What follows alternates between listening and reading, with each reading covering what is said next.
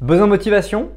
Sois le bienvenu dans cette nouvelle vidéo dans laquelle on va parler de la réplique de Steve Jobs qui était « Essaye de faire très peu de choses bien ». Pour Steve Jobs, c'était une idée qui consistait à dire que parfois on essaie de beaucoup trop se diversifier et qu'on oublie de prendre le temps et la rigueur pour faire des choses. As-tu déjà remarqué, pour justement maîtriser un sport d'arts martiaux, on passe de la ceinture blanche très généralement à la ceinture noire, voire après il y a différentes dan, c'est comme ça qu'on appelle les arts martiaux, pour évaluer le niveau de pratique. Et évidemment, chaque dan doit être précédé de 2, 4, 6, 8, 10 ans de pratique intense du dan précédent pour justement se justifier, passer et réaliser comme le niveau qui a été démontré.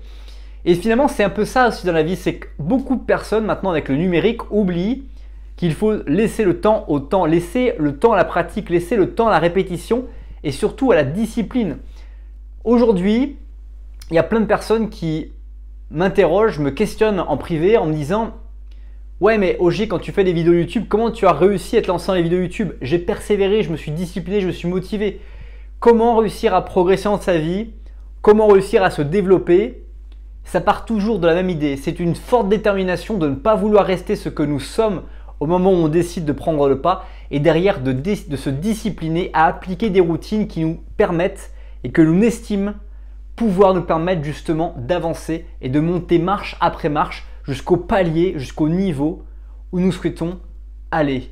Et c'est pour ça que finalement, je voulais partager avec toi la vidéo qui se trouve dans la description de cette vidéo de Steve Jobs dans laquelle il explique qu'il faut toujours essayer de faire très peu de choses très bien.